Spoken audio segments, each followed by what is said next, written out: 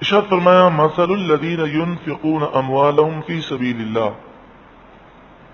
لیکن پہلے موت کا ذکر اور مرنے کے بعد دوبارہ اٹھنے کا ذکر مختلف واقعات سے سمجھایا گیا.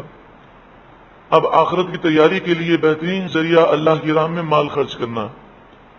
غریبوں کی مدد یہ بھی بہت اچھی بات ہے، لیکن اصل جو کمال ہے اور جو سب سے زیادہ اہم چیز ہے وہ ہے اسلام کی خدمت.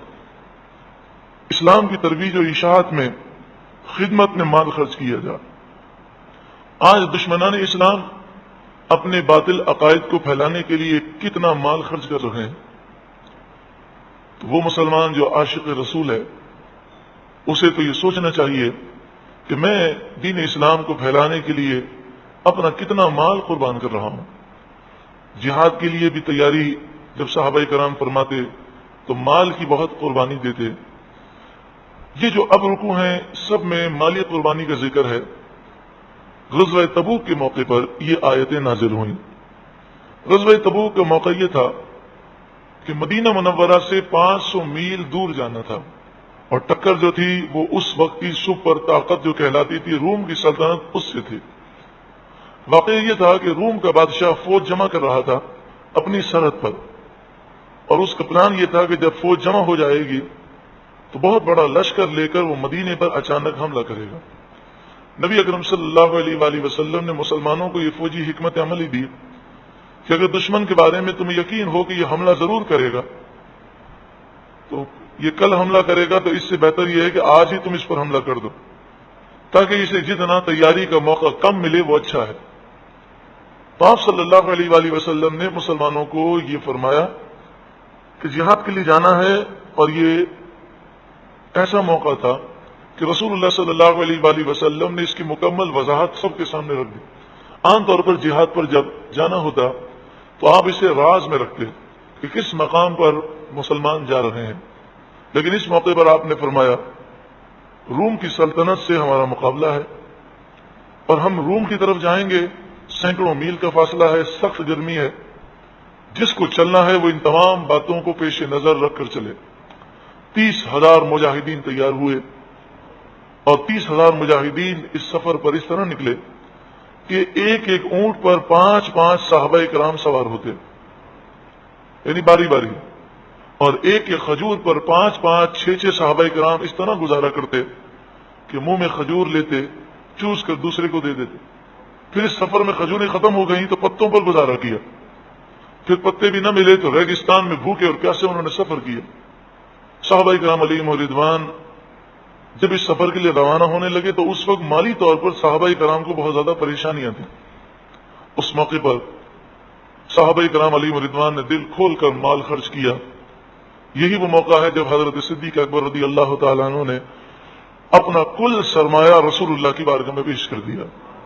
یہاں تک کہ ایک روایت کے مطابق اپنے لباس کو بھی پیش کر دیا، ایک چادر سے اپنے جسم کو چھپایا، اور جو بٹن تھے وہ بھی اللہ کی راہ میں دے دیے. تو کانٹے سے اپنے لباس کو آپ نے، یعنی بٹن کی جگہ پر اس چادر میں آپ نے کانٹے لگائے. جبریل امین حاضر خدمت ہوئے تو اسی طرح چادر اوڑے ہوئے کانٹے لگا کر آئے تھے. رسول اللہ نے فرمایا جبریل یہ کیسا لباس ہے؟ تو عرض کی کہ صدیق اکبر نے سب کچھ اللہ کی راہ میں دے دیا، اور یہ لباس آپ نے پہن لیا. اللہ کو یہ لباس اور آپ کی یہ قربانی ایسی پسند آئی کہ تمام فرشتوں کو فرمایا کہ میرے صدیق جیسا لباس پہنو. حضرت عمر رضی اللہ تعالیٰ عنہ نے صدیق اکبر رضی اللہ تعالیٰ عنہ سے 20 گنا زیادہ مال خرچ کیا، یعنی 80,000 درہم اللہ کی راہ میں دیے. صدیق اکبر نے 4,000 درہم. لیکن چونکہ صدیق اکبر کا کل مال تھا اور یہ مال حضرت عمر کا آدھا مال تھا تو فضیلت جو ہے صدیق اکبر کو زیادہ ملی. حضرت عبد الرحمن بن عوف نے 4,000 درہم پیش کیے اور عرض کیا رسول اللہ صلی اللہ علیہ وسلم 8,000 درہم میرے پاس ہیں. 4,000 پیش کر دیے، 4,000 میں نے اپنے لیے رکھے ہیں. تو آپ نے فرمایا جو تم نے دیا اللہ اس میں بھی برکت دے، اور جو تم نے اپنے پاس رکھا اللہ اس میں بھی برکت دے. تو آپ کے مال میں اللہ نے اتنی برکت عطا فرمائی، اتنی برکت عطا فرمائی کہ جب آپ کا وصال ہوا تو یعنی 4,000 درہم آپ کے پاس تھے، اور جب وصال ہوا تو لاکھوں درہم آپ کے پاس موجود تھے. اللہ تعالیٰ نے آپ کے مال میں اتنی برکت عطا فرمائی کہ پھر کبھی کمی نہ ہوئی. ایک صحابی انصاری تھے، حضرت ابو عقیل انصاری، ان کے پاس کچھ بھی مال نہ تھا، تو ساری رات وہ مزدوری کرتے رہے اور پانی کھینچتے رہے، اور اس سے انہیں 8 کلو کھجوریں ملی۔ 4 کلو کھجوریں انہوں نے اپنے لیے رکھی اور 4 کلو کھجور لے کر آئے۔ منافقین مذاق اڑانے لگے کہ یہاں بہت مال کی ضرورت ہے، یہ 4 کلو کھجوریں لے کر آ رہے ہیں، لیکن رسول اللہ نے ان کے اس صدقے کو، اس خیرات کو ایسا قبول فرمایا، فرمایا بڑی برکت والی کھجوریں ہیں، جتنا ڈھیر مال کا لگا ہوا ہے ہر ڈھیری پر کچھ کچھ کھجوریں ڈال دو تاکہ ہر ڈھیر میں برکت ہو جائے۔ اس موقع پر حضرت عثمان غنی رضی اللہ تعالی عنہ نے 1000 دینار، 1000 سونے کی اشرفیاں، جن کی مالیت تقریباً 4.25 کلو سونا بنتی ہے، وہ آپ نے حضور کی بارگاہ میں پیش کی، اور نبی اکرم صلی اللہ علیہ وآلہ وسلم اپنی جھولی مبارک میں ان دیناروں کو، سونے کی اشرفیوں کو آپ الٹ پلٹ کر کر خوشی کے ساتھ دیکھ رہے تھے اور فرما رہے تھے ما ضر عثمان ما عمل بعد اليوم، آج عثمان نے ایسی نیکی کی ہے کہ اب آج کے بعد کوئی بھی عمل عثمان کو نقصان نہیں پہنچا سکتا۔ اللہم لا تنس هذا اليوم عثمان، اللہم لا تنس هذا اليوم لعثمان، اے اللہ آج عثمان نے جو نیکی کی ہے تو اس نیکی کا صلہ ضرور دینا۔ آپ نے بار بار جنت کی بشارت دی۔ حضرت عثمان غنی نے اس کے علاوہ 100 گھوڑے پیش کیے تو آپ نے جنت کی بشارت دی، پھر کھڑے ہو کر 100 گھوڑے مزید پیش کیے، پھر جنت کی بشارت، پھر 100 گھوڑے، اس طرح 300 گھوڑے آپ نے پیش کیے، اور آپ نے کئی 900 اونٹ پیش کیے بما ساز و سامان۔ اس کے علاوہ 30,000 مجاہدین میں سے 10,000 مجاہدین کا خرچہ حضرت عثمان غنی نے اپنے ذمہ لیا۔ تو اس موقع پر یہ آیتیں نازل ہوئیں کہ جو اللہ کی راہ میں مال خرچ کرتے ہیں اللہ انہیں دنیا میں بھی بہت عطا فرمائے گا اور آخرت میں بھی بہت عطا فرمائے گا۔ مثل الذین، مثال ان لوگوں کی، ينفقون، جو خرچ کرتے ہیں، اموالہم، اپنے مال کو، فی سبیل اللہ، اللہ کے راستے میں، کمثل حبۃ، جیسے مثال ایک دانے کی، حبہ دانا، جیسے گندم کا دانا ہو، جو کا دانا ہو، باجرے کا دانا ہو، اسے زمین میں بو دیا جائے، انبتت، اس دانے نے اگائے، 7 سنابل، 7 بالیاں، اگانے والا تو اللہ ہے، یہاں نسبت دانے کی طرف مجازی ہے، کیونکہ فاعل حقیقی سب کچھ کرنے والا صرف اور صرف اللہ ہے، اور یہ جو نسبت ہے یہ مجازی ہے، یعنی یہ ذریعہ ہے، وسیلہ ہے۔ تو جب ہم یہ کہتے ہیں کہ فلاں نے یہ کام کیا، تو اگر ہم غیر خدا کو، غیر اللہ کو الہ، معبود، خدا سمجھ کر کہیں تو یہ شرک ہے، اور اللہ کا بندہ سمجھ کر اور یہ عقیدہ ہو کہ اللہ کے اذن سے کیا تو یہ شرک نہیں ہے۔ جیسے ہم کہتے ہیں یہ دوا نفع دینے والی ہے، یہ چیز نقصان دہ ہے، یہ دوا درد کو دور کرنے والی ہے، ماں باپ نے ہمیں پالا، عالم ربانی نے ہمیں گمراہی سے بچایا، بزرگوں نے ہماری حاجت پوری کی، تو یہ ساری نسبتیں مجازی ہیں۔ کمثل حبۃ، جیسے ایک دانے کی مثال، انبتت، اس دانے نے اگائی، 7 سنابل، 7 بالیاں، فی کل سنبلۃ، ہر بالی میں 100 حبہ، 100 دانے۔ گندم کا پودا جب لگتا ہے تو پودے کا وہ حصہ جس پر گندم کے دانے لگے ہوتے ہیں اس حصے کو بالی کہتے ہیں۔ تو 7 بالیاں، ہر بالی میں 100 دانے، تو یہ ہوئے 700 دانے۔ یعنی مراد یہ ہے کہ تم اللہ کی راہ میں جب خرچ کرو گے تو جس طرح ایک دانہ انسان زمین میں ڈالتا ہے تو وہ زمین میں چھپ جاتا ہے، جیسے لوگ کہتے ہیں کہ مٹی میں مل گیا، لیکن وہ دانہ زمین میں جاتا ہے اور اس کے بدلے میں اللہ تعالیٰ تمہیں 700 دانے عطا فرمائے۔ تو اسی طرح تم نے جو مال خرچ کیا وہ مال بظاہر تو چھپ گیا، غائب ہو گیا، بظاہر تمہارے ہاتھ سے چلا گیا، لیکن اللہ تعالیٰ تمہیں اس کے بدلے میں 700 گنا زیادہ نعمتیں عطا فرمائے گا۔ واللہ یضاعف لمن یشاء، کسی میں فکس نہیں ہے، اور اللہ یضاعف، بڑھاتا ہے، لمن یشاء، جس کے لیے وہ چاہتا ہے، جیسے چاہے وہ 700 سے زیادہ نفع عطا فرمائے۔ واللہ واسع علیم، اور اللہ وسعت والا، علم والا ہے۔ حضرت عثمان غنی رضی اللہ تعالیٰ عنہ ایک موقع پر مدینہ منورہ میں آپ کا مال آیا. مدینہ منورہ میں اس وقت قحط سالی تھی، حضرت عمر کا دور تھا. سارے تاجر حضرت عثمان غنی کے آپ کی در دولت پر آ گئے اور کہنے لگے کہ یہ غلہ ہمیں بھیج دیں، ہم آپ کو بہت اچھا نفع دیں گے. تو آپ نے فرمایا کہ تم مجھے کتنا نفع دو گے؟ تو کسی نے کہا کہ میں تمہیں نفع، ہم آپ کو نفع 1.5% دیں گے. کسی نے کہا کہ 1% دیں گے، یعنی 1 گنا دیں گے یا 1.5 گنا، یعنی 100% یا 150%. 1 گنا کا مطلب یہ ہوتا ہے کہ جو آپ کی جو مال ہے، آپ نے 1 کروڑ روپیہ اس پہ لگایا ہے تو ہم آپ کو 1 کروڑ روپے مزید نفع دیں گے، یا ہم آپ کو 1.5 کروڑ دیں گے. اگر آپ بزنس مین ہیں تو آپ اس بات کو جانتے ہیں کہ کسی چیز پر اگر ڈبل نفع مل جائے، یا جو اس کی قیمت ہو اتنا ہی نفع مل جائے، تو یہ بہت بڑی کامیابی ہوتی ہے. کہ چیز اگر 100 روپے کی ہے اور نفع بھی 100 روپے مل جائے، یا 100 روپے کی چیز پر 150 روپے نفع مل جائے، تو بہت بڑا نفع ہے.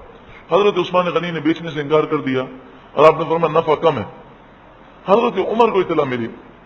حضرت عمر کافی پریشان ہوئے اور حضرت عمر سوچنے لگے اور کہنے لگے کہ عثمان غنی حضور کے دور مبارک میں تو بڑی سخاوت فرماتے تھے، اب قحط سالی ہے تو ان ایام میں آپ مدینے کے تاجروں کو غلہ بیچنے کے لیے تیار نہیں. آپ نے فرمایا ایسا نہیں ہو سکتا، تم واپس جاؤ.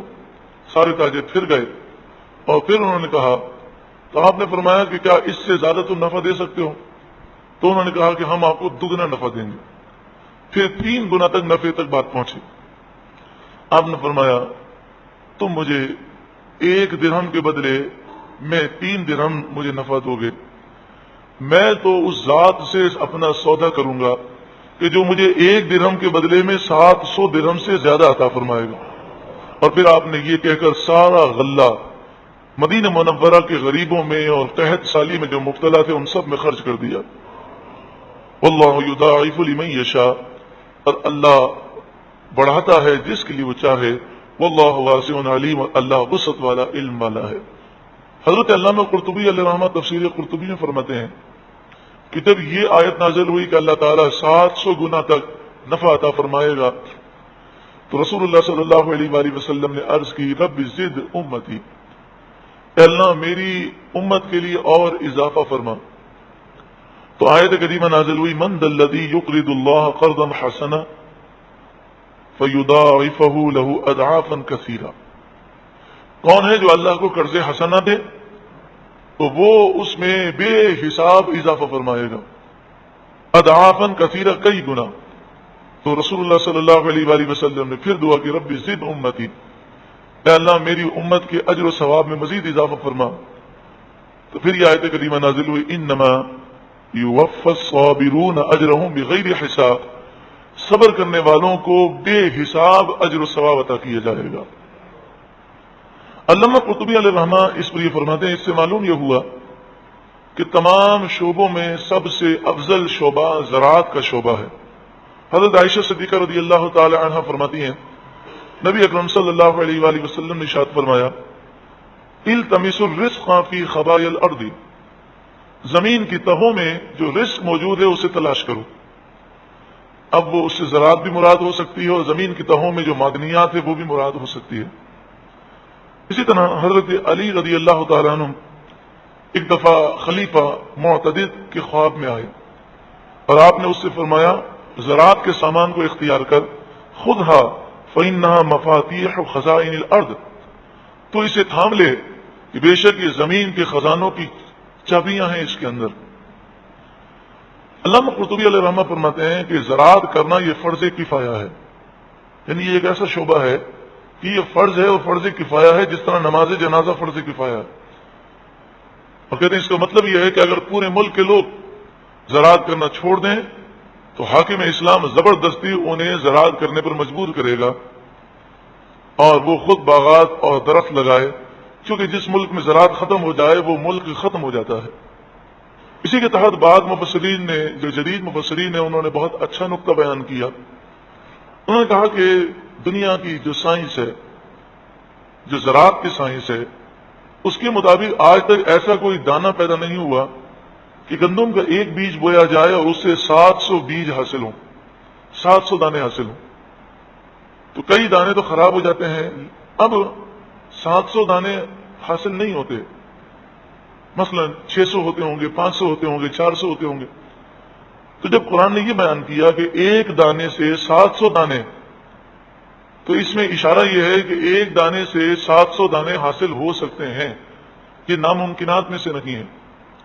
تو سائنسدانوں نے اس پر کوششیں کی، انہوں نے دانے کو بہتر سے بہتر بنانے کی کوشش کی، اچھی سے اچھی انہوں نے کھاد استعمال کی، لیکن اب تک وہ 700 تک نہیں پہنچے.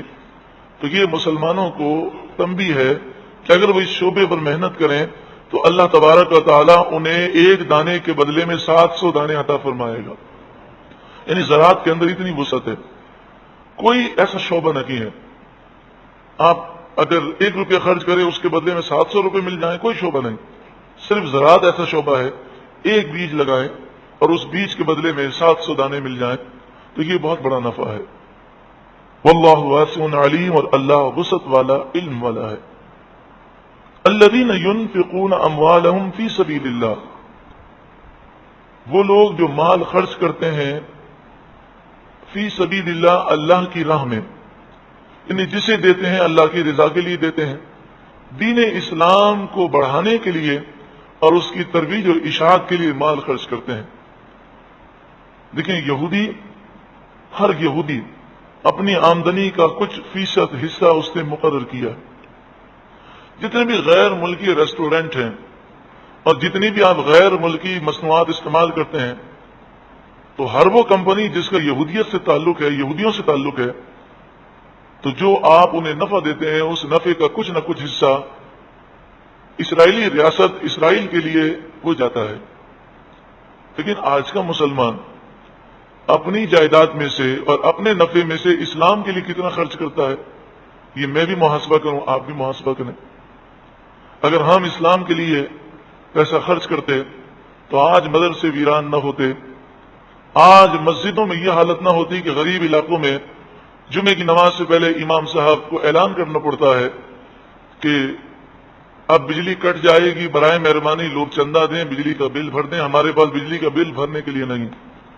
یہ حالت مسجدوں اور مدرسوں کی نہ ہوتی. اس حالت تک پہنچانے میں ہمارا بھی کردار ہے کہ ہم نے ان چیزوں کی طرف توجہ نہیں دی. بلوچستان میں سرحد میں مدارس کے بچے وہ فاقہ کرتے ہیں اور بسا اوقات انہیں کھانا مانگنے کے لیے لوگوں کے گھروں پر جانا پڑتا ہے. وہ بچے جو قرآن یاد کر رہے ہیں، وہ بچے عالم دین بن رہے ہیں. آج ڈاکٹر، انجینئر، دیکھیں کتنی ہمارے معاشرے میں اس کی پذیر آئی ہے. لیکن کوئی حدیث میری نظر میں نہیں گزری کہ حدیث میں ہو کہ جو اپنے بچے کو ڈاکٹر بنائے گا کل بروز قیامت وہ اسے جنت میں لے جائے گا. ایسی کوئی حدیث میری نظر میں تو نہیں گزری. لیکن شہید کے بارے میں اور حافظ قرآن کے بارے میں کہ جو حافظ بعمل جس کا بچہ ہوگا وہ بچہ 10 افراد کو جنت میں لے جائے گا، اور جو عالم بعمل ہوگا وہ جسے چاہے گا اپنے ساتھ جنت میں لے جائے گا. تو اتنی فضیلتیں ہیں، لیکن آپ دیکھیں ہماری بے توجہی کیسی ہے. مدارس کے اندر بچے کون سے پڑھتے ہیں؟ وہ کہ جو نابینا ہیں، ہاتھ پاؤں سے معذور ہیں، ماں باپ تنگ ہیں، اب وہ اسکول نہیں پڑھ سکتا، ذہن کام نہیں کرتا تو اٹھا کر مدرسوں میں داخل کر دیتے ہیں. اللہ تبارک و تعالیٰ ان ماں باپ پر کروڑوں رحمتوں کا نزول فرمائے اور انہیں اللہ تعالیٰ دونوں جہاں کی برکتیں عطا فرمائے کہ جو فیس دے کر نور حمزہ اسلامک کالج میں، یعنی ایسی ایسی مائیں ہیں کہ جنہوں نے کتنی نفلوں کی منتیں مانی کہ نور حمزہ اسلامک کالج میں ہمارے بچے کا داخلہ ہو جائے. 15 دن وہ بچے وہیں پر رہیں گے اور جو وہ علم دین پڑھیں گے وہیں پر اس پر عمل کرنے کی کوشش کریں گے. وہ بچے بھی مبارکباد کے مستحق ہیں اور وہ ماں باپ بھی مبارکباد کے مستحق ہیں کہ جو اپنی جیب سے خرچہ کر کے فیس دے کر قرآن و حدیث کا علم سیکھنے کے لیے اپنے گھر کے آرام کو چھوڑ کر وہ وہاں پر ہیں. اللہ انہیں عالم بعمل بنائے، قرآن کا نور عطا فرمائے اور ہمیں بھی اور ہمارے بچوں کو بھی یہ جذبہ عطا فرمائے. الذین ينفقون اموالهم فی سبیل اللہ، وہ جو خرچ کرتے ہیں اپنے مال کو اللہ کی راہ میں. ثم پھر لا یتبعون، بڑا اہم نقطہ ہے. نیکی کر لینا مشکل کام ہے، لیکن اس سے مشکل ہے نیکی کو بچانا، نیکی ضائع نہ ہو. انسان ایک جملہ احسان کا بول دے، احسان جتا دے، احسان جتلا دے، یا کوئی کسی پر اس نے کسی کی مدد کی، کسی پر خرچہ کیا، اور ایک طنز یا تانے کا جملہ کہہ دے، ساری نیکی برباد ہو گئی. کتنا بڑا نقصان ہے. ثم لا يتبعون ما انفقوا منا ولا اذى، پھر وہ اس کے بعد جو انہوں نے خرچ کیا اس کے بعد نہ تو وہ منن احسان جتاتے ہیں، ولا اذن اور نہ ہی وہ تکلیف دیتے ہیں. لہم اجرہم عند ربہم، ان کا اجر ان کے رب کے پاس ہے. ولا خوف علیہم ولا هم یحزنون، نہ ان پر کوئی خوف ہوگا اور نہ وہ غمگین ہوں گے. مسلم شریف میں ہے رسول اللہ صلی اللہ علیہ وآلہ وسلم نے فرمایا 3 ایسے آدمی ہیں کہ جن سے اللہ تعالیٰ کلام نہیں فرمائے گا کل بروز قیامت، ان پر نظر رحمت نہیں فرمائے گا اور انہیں پاک نہیں فرمائے گا. 3 آدمیوں میں ایک آدمی آپ نے فرمایا وہ ہے جو احسان کر کے احسان جتلاتا ہے.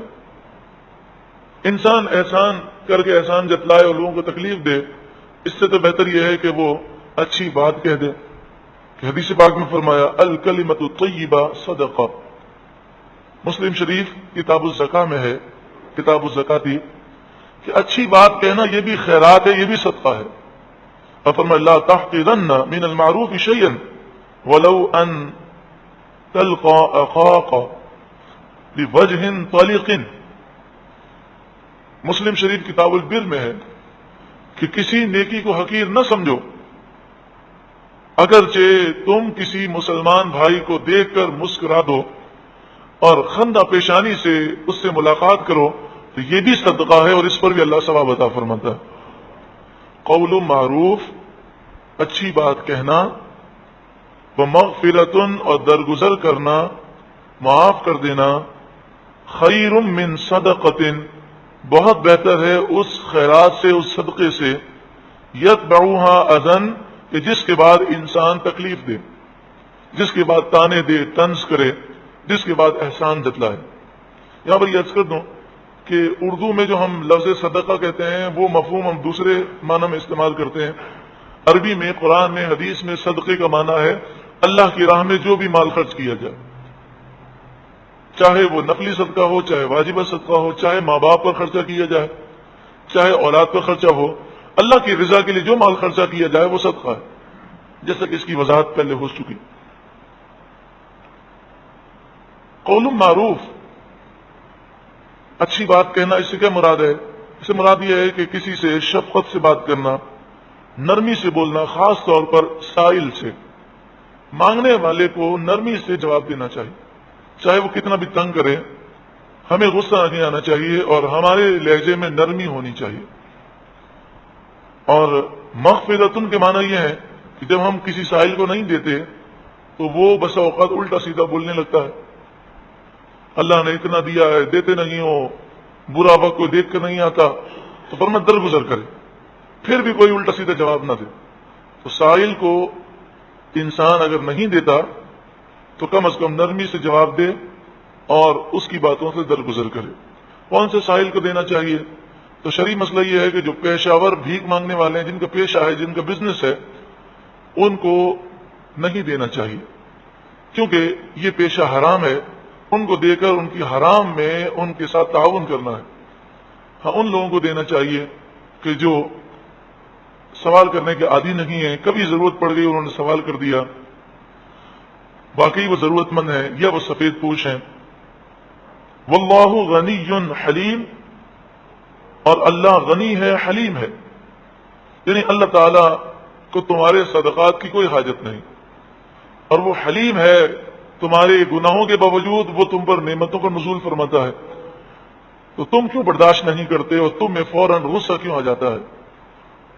اگر وہ رب تمہاری کوتاہیوں پر پکڑ کرے تو تم زمین پر چل بھی نہ سکو. وہ حلیم ہے، جب وہ اتنا حلم فرماتا ہے تو تم چھوٹی چھوٹی باتوں پر ناراض کیوں ہوتے ہو اور تم طنز و تانے کیوں دیتے ہو؟ یا ایھا الذین آمنوا، اے ایمان والوں، لا تبطلوا صدقاتکم بالمن والاذى، لا تبطلوا، مت باطل کرو، مت برباد کرو، صدقاتکم، اپنی نیکیوں کو، اپنے خیرات کو، اپنے صدقے کو، اپنی زکوٰۃ کو، بالمن والاذا، احسان جتلا کر اور تکلیف دے کر۔ ایسا کئی مرتبہ ہوتا ہے کہ بچہ اپنے ماں باپ کے ساتھ بہت اچھا سلوک کرتا ہے، لیکن کبھی وہ ایسا جملہ کہہ دیتا ہے کہ کئی سالوں کی محنت پر وہ پانی پھیر دیتا ہے، دلوں کو وہ چکنا-چور کر دیتا ہے۔ یہ زبان کے زخم بڑے خطرناک ہوتے ہیں۔ حضرت علی فرماتے ہیں رضی اللہ تعالیٰ عنہ، تلوار کے زخم بھر جاتے ہیں لیکن زبان کے زخم ایسے ہوتے ہیں کبھی بھرتے نہیں۔ اللہ تعالی ہمیں اپنے دل کو صاف رکھنے کی توفیق عطا فرمائے اور ہمیں اپنی زبان کی احتیاط کرنے کی توفیق عطا فرمائے۔ لیکن اللہ کے جو نیک بندے ہوتے ہیں وہ اپنے دلوں کی کدورتوں کو صاف کر لیتے ہیں۔ یہ بہت بری بات ہوتی ہے کہ انسان کسی بات کو اپنے دل میں لے کر بیٹھا رہے اور ساری زندگی اس کے دل سے یہ باتیں نہ نکلیں۔ رسول اللہ نے فرمایا جنتی اکثر بھولے ہوں گے، یعنی بھولے سے مراد یہ ہے کہ کوئی بات کی ناراضگی ہو گئی، پھر اس کے بعد بات گئی، وہ کہتے ہیں نا رات گئی بات گئی، بات گئی رات گئی، تو جب رات چلی گئی تو بات بھی چلی گئی اور انسان کے دل بالکل پتہ ہی نہیں ہے۔ جیسے بچے ہوتے ہیں، بچے کیسے بھولے ہوتے ہیں، آج لڑائی ہوئی کل دوبارہ یہ ملے ہوئے ہیں اور بالکل ان کے دل کے اندر کوئی کدورت باقی نہیں ہوتی۔ تو ایسا شخص جنتی شخص ہے، اللہ ہمارے دلوں کو اتنا صاف کر دے۔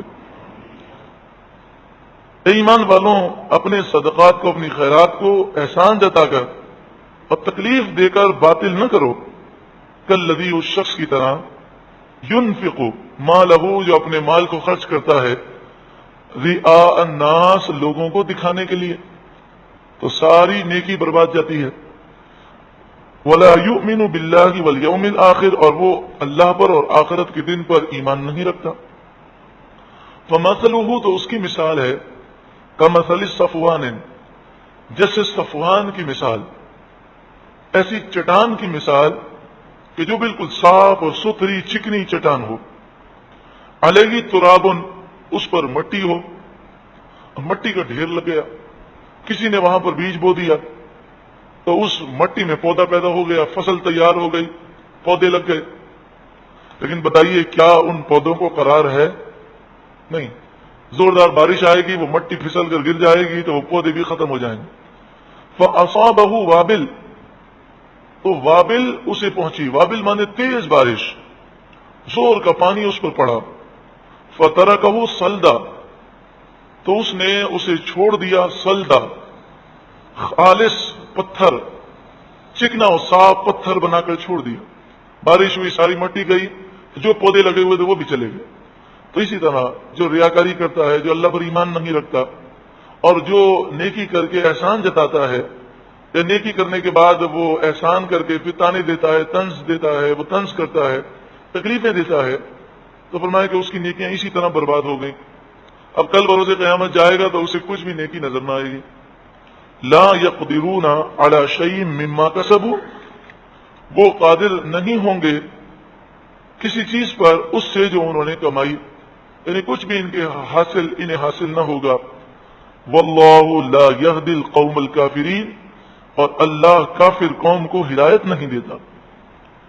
ومثل الذین ينفقون اموالهم ابتغاء مرضات اللہ، ابتغاء مانا چاہنا، مرضات اللہ اللہ کی رضا، اور مثال ان لوگوں کی جو اپنے مال خرچ کرتے ہیں اللہ کی رضا چاہنے کے لیے، وتثبیتا من انفسہم، اور اپنے دل کو جمانے کے لیے، تثبیتا جمانا یعنی اللہ کی رضا حاصل ہو، اور جب انویسٹمنٹ کریں گے آخرت کے لیے تو آخرت میں جانے کا شوق پیدا ہوگا، جہاں ہمارا مال ہوتا ہے وہیں جانے کا شوق ہوتا ہے۔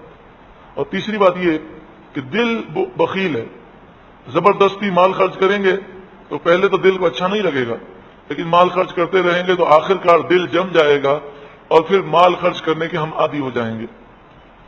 تو ایسے لوگوں کی مثال ہے کمثل جنہ، جیسے ایک باغ ہو، بھی ربوا، اونچی زمین پر۔ ربوا سے مراد ایسی زمین ہے جیسے کوہ مری ہے، گلگت ہے، اونچے علاقے کہ جو سرد علاقے ہوتے ہیں جہاں پر ہر وقت فضا میں نمی رہتی ہے۔ اصابہ وابل، تیز بارش وہاں پر پہنچے تو اس سے یہ فائدہ ہوگا کہ فصل اور پھل زیادہ پیدا ہوں گے۔ فآتت اکلها ضعفین، تو وہ باغ اپنے پھل دگنے لاتا ہے. فإن لم يصبها وابل، پھر اگر انہیں تیز بارش اس باغ کو نہ پہنچے، فطل کے معنی شبنم، اوس، تو وہ جو فضا میں نمی ہے وہی کافی ہے. وہی نمی جو ہے وہ پھل پیدا کرنے کے لیے کافی ہے. مطلب یہ کہ جو اللہ کی رضا کے لیے مال خرچ کرے وہ تھوڑا خرچ کرے یا زیادہ خرچ کرے، اللہ تبارک و تعالی اسے بے حساب اجر و ثواب عطا فرمائے گا.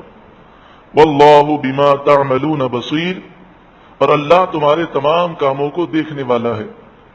ایود احدکم، کیا تم میں سے کوئی یہ پسند کرتا ہے، ان تکون لہ جنۃ من نخیل واعناب، کہ اس کا کوئی باغ ہو کھجور اور انگور کا.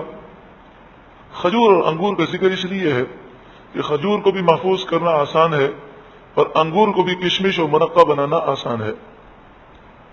تجری من تحتها الانہار، اس کے نیچے سے نہریں رواں دواں ہوں. لہو فیہا من کل الثمرات، اس کے لیے اس باغ میں اور بھی قسم قسم کے پھل ہوں. ساری زندگی محنت کر کے اس نے یہ باغ لگایا. فی زمانہ اس کی مثال آسانی کے لیے یہ بھی لے سکتے ہیں کہ ساری زندگی محنت کر کے اس نے عظیم الشان بڑی ایک فیکٹری بنائی. وہ اصابہ الکبر، اور اسے بڑھاپا پہنچ گیا. کبر بڑھاپا. اب وہ کوئی محنت کر کے نیا کوئی سسٹم بنانے کی طاقت نہیں رکھتا، جوانی میں اس نے محنت کر لی.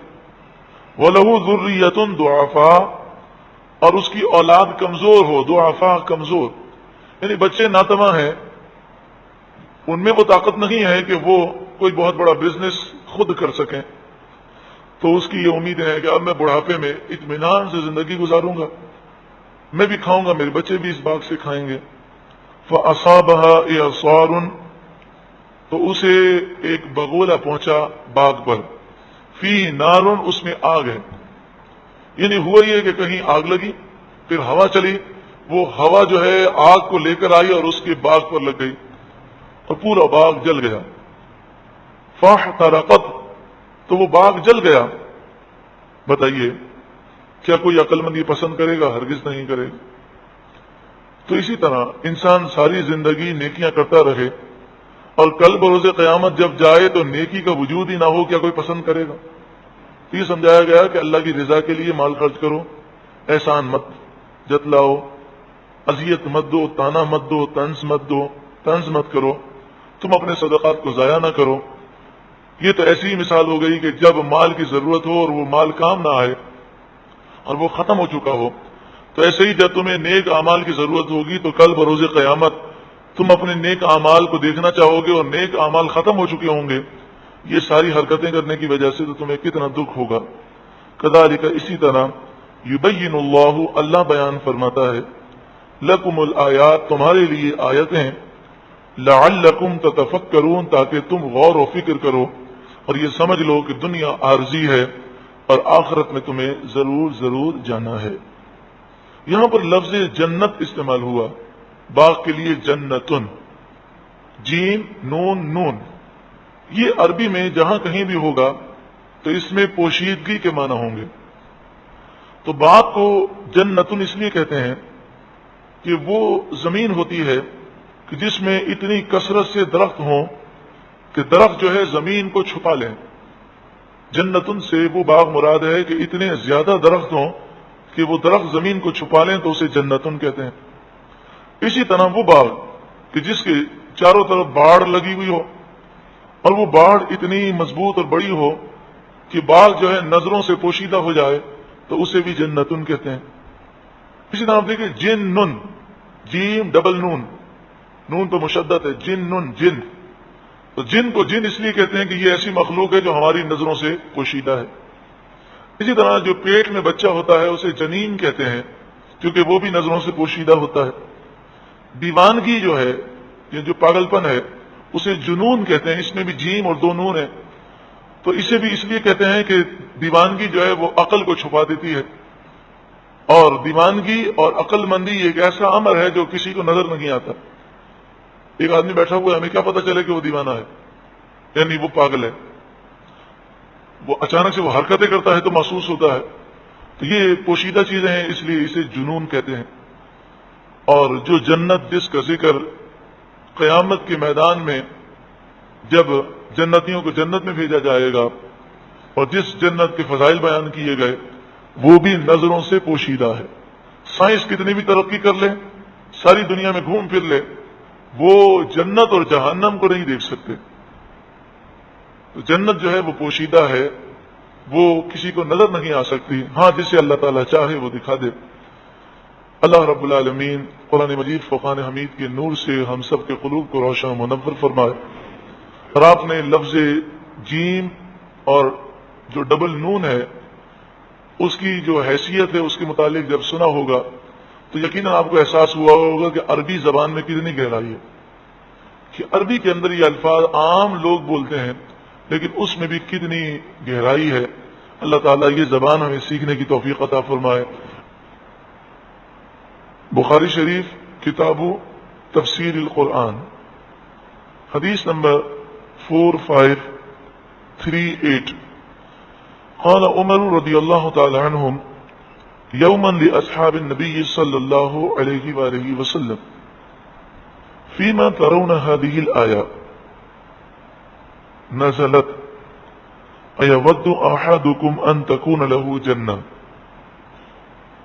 آپ نے صحابہ کرام سے ایک دن فرمایا جبکہ آپ امیر المومنین تھے، حضور کے وصال کے بعد آپ خلیفۃ المسلمین ہیں. آپ نے صحابہ کرام سے فرمایا اس آیت کے بارے میں تمہاری کیا رائے ہے کہ یہ آیت کس کے بارے میں نازل ہوئی؟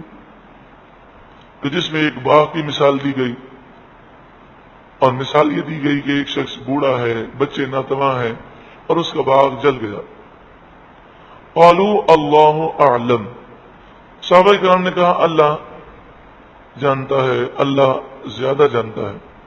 فغضب عمر، تو حضرت عمر جلال میں آئے. فقال، تو آپ نے فرمایا قولوا نعلم او لا نعلم، آپ نے فرمایا یا تو یہ کہہ دو کہ ہمیں معلوم ہے یا یہ کہہ دو کہ ہمیں نہیں معلوم.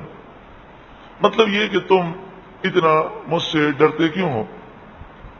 یہ تو رسول اللہ کی شان ہے کہ جب رسول اللہ کوئی سوال کرتے تو صحابہ جواب میں معلوم ہوتا پھر بھی کہتے اللہ اعلم و رسولہ، اللہ و رسولہ اعلم، اللہ اور اس کا رسول زیادہ جانتا ہے. تو اگر تمہیں معلوم ہے تو مجھے کہہ دو کہ ہمیں معلوم ہے، اور نہیں معلوم تو کہہ دو کہ نہیں معلوم. اس میں استاد کے لیے نصیحت ہے کہ استاد شاگردوں کو سوال کرنے پر اور جواب دینے پر ابھارے اور ان کی اس طرح حوصلہ افزائی کرے.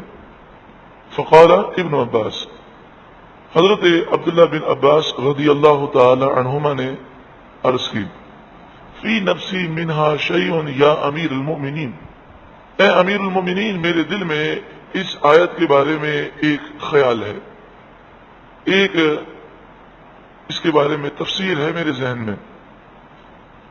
قال عمر یا ابن اخی قل ولا تحقر نفسک، تو آپ نے اب پھر انہیں ابھارا اور فرمایا اے میرے بھائی کے بیٹے، یعنی حضرت عباس کو آپ نے اپنا بھائی کہا، اے میرے بھائی کے بیٹے، اے میرے بھتیجے، بتائیے اور اپنے آپ کو آپ حقیر نہ سمجھیں. قال ابن عباس ضربت مثلا لعمل، آپ نے عرض کی کہ یہ ایک مثال ایک عمل کی بیان کی گئی، یہ مثال عمل کی بیان کی گئی.